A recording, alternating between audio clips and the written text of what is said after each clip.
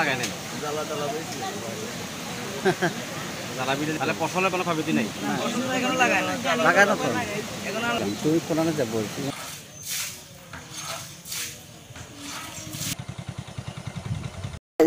প্রথম এশারের নামাজের সময় হয়েছে আর আমরা নামাজ পড়তাম যাই এমন টাইমে শো করে হানিয়ে আওয়াজ দেওয়ার আগে নামাজ খাই হরিল যায় জিনিস কিছু কিছু আমার মুখ এমন টাইমের হাত করে তোলে বাড়ি মারি বুতুর ভাঙি ঘরে কটপটা হওয়ার শুরু দিচ্ছে মরগ আর ছাগল ছিল কুমড়ো গেছে কি আমরা বারো গায়ে বাড়ি গেছে পুরা পাতার ডাকের পাতো খাই তো 100 গেছে গো পায়ের জুতা গো পর্যন্ত নিচে কই কোথায় কুমড়ো নিচে কোথায় থাকলো এই ঘরের ভিতরে বারো কোনো রকমের গান লাগলে মাঝে যান বাসায় চার কথা একটা জিনিসও বার করে লোকে কিল্লা বার করে আর হোলা দুগা ব্রেন উঠালা বুঝলি মানসিক রুগী ওই হেতার ঘর বাঁচাইতে যাই আর কান কে করতে পারে না এবার আর কিটা করবো বাজি যায় ঘর নিচে একটা টেরা পর্যন্ত রাখে না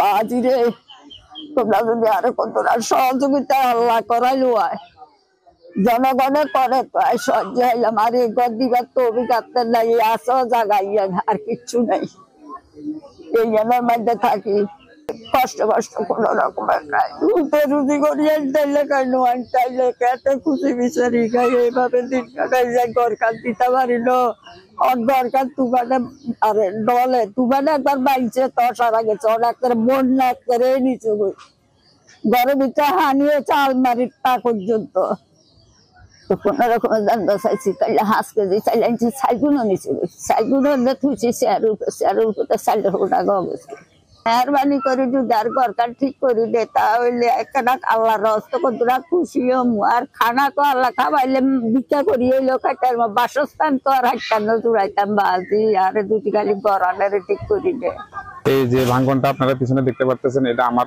ঘর গতকাল রাত আনুমানিক 10টার দিকে টানা 2-3 দিনের বৃষ্টির কারণে নদীর পানিটা বেড়ে যায় বেড়ে যাওয়ার কারণে আমার ঘরের উপর দিয়ে পানি যায় এক সময় পানি যেতে যেতে ঘরটা রাস্তা ভাঙন সৃষ্টি হয় ঘরটা ভাঙন সৃষ্টি হয় হয়তো এটা রাত 11টা 12টার মধ্যে পুরো রাস্তা আমার ঘর সহকারে পুরো রাস্তা ভেঙে যায় আমার ভিতরে ঘরের ভিতরে যা মাল সামানা যা ছিল জিনিসপত্র যা ছিল কিছু বের করা যায় নাই সবকিছু ঘরের মধ্যে নদীর স্রোতে পানির স্রোতে সব নিয়ে গেছে কিছু আমরা বের করতে পারি না কারণ ঘরের মধ্যে কোনো পুরুষ মানুষ ছিল না সেজন্য আমার পরিবার ছিল ছোট ছোট বাচ্চা 2 জন শুধু ওরা নিজেরাই যখন অবস্থা খুব ভয়াবহ ছিল শুধু ওরা নিজেরাই শুধু বের হতে পারছে আর কিছুই নিয়ে আসতে পারে নাই সব ঘরের মধ্যে রয়ে গেছে এখন স্রোতে সব নিয়ে গেছে পুকুরের মাছ শাক সবজি ফসলের বীজতলা সব তলায় নিয়ে গেছে এখন আমরা অসহায় আল্লাহ পাকের সাহায্য চাই আর প্রধানমন্ত্রীর কাছে আগুলো আবেদন করে বলছি যেন বেড়িবানটা মজবুত করে বাঁধি এটাই আমাদের কামনা আমরা এখন পানিবন্দী আমরা এখনো কোনো সাহায্য চাই না সরকারের কাছে আমরা বেশি আগুলো আবেদন করি প্রধানমন্ত্রীর কাছে যে বেড়িবানটা যেন মজবুত করি বাঁধি এটাই আমাদের সরকারের কাছে আবেদন পানিছে বুঝছেন ঘরে কিলো জিনিস বাহাতাম পারছি না সবকিছু ভিজে গেছে ঘরে তাকতারিরা কাঠের হচ্ছে আডু হানি হয়েছে কাঠের সবকিছু সব ভিজেছে চাল টাল সব ডাম টাম সব হয়ে ভিজে গেছে ঘরে তাকতারি না আমরা পানি ডুবানো ঘরের খেতা কাপড় ব্যাগ সবাই ব্যাগ ভিজে গেছে খাটটা পৌঁছানো মই বাসি গেছে পানিতে মাটি চুলে তুলে গেছে গো গ্যাসতে ডুবি গেছে গো পানি ঢুকছে আপনার এই খেতা কাপড় ব্যাগ ভিজে গেছে আপনার চুলে তুলে ডুবি গেছে কষ্ট করি হানি বাইরে নামিয়ে নাই হানি শোকেস টোকেস ব্যাগ ভিজি গেছে খেতা কাপড় ব্যাগ ভিজি গেছে তো রান্না বাড়ি তো কিছু খাইও না কাল্লা তুমি বদ্ধ কাল্লা বিঘে রাতে তুমি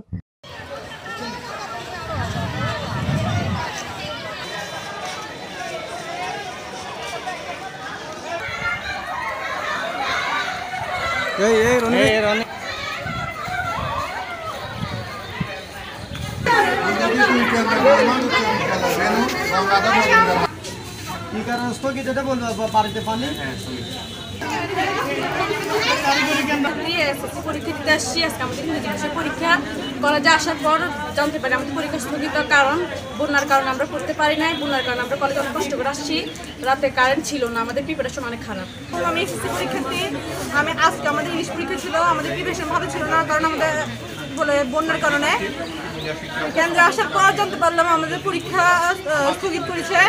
কিংবা আমাদের অনেক কষ্ট করে অনেক কষ্ট করে আমরা কলেজে আসছি। কি বলে হাঁটু পরিমাণ পানি ছিল, রাতে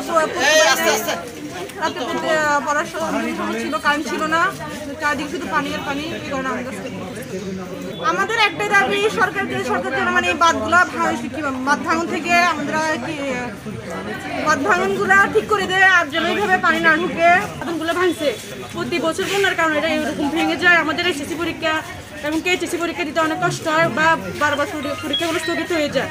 এগুলো যাতে মানে ঠিকঠাক করে আর যাতে বারবার এগুলো না ভাঙে, বাঁধগুলো যাতে মজবুতভাবে শক্ত করে।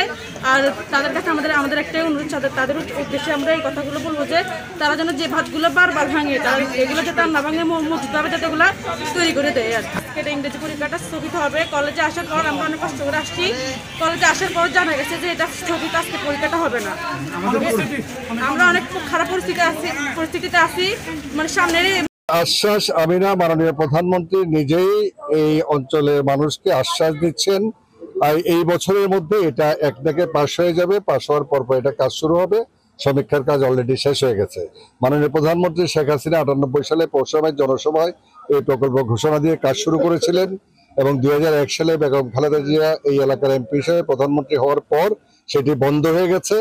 আবার 2009 আওয়ামী লীগ সরকার গঠন করার পরে আবার খালেদা জিয়া এমপি ছিলেন, তারপরেও যারা ছিলেন যথাযথ উদ্যোগের অভাবে এটা হয় নাই।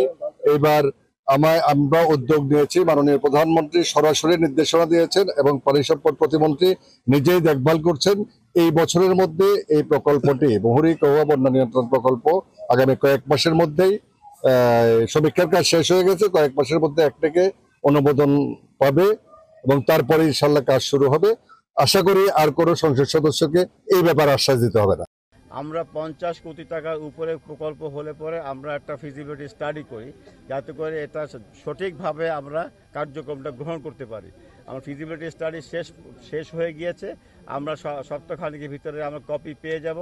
আমরা চিফ ইঞ্জিনিয়ারকে বলেছি যে ডিপিবি প্রণয়ন করতে আগামী 2 মাসের ভিতরে আমরা এটা একটিকে উঠানোর চেষ্টা করব। আমাদের ইচ্ছা হলো আগামী বর্ষা মৌসুমের আগেই আমরা এখানে কাজ শুরু করব। কিন্তু আপনাদের প্রতি অনুরোধ থাকবে যে আপনারা এই সংসদ সদস্যের সঙ্গে থাকবেন।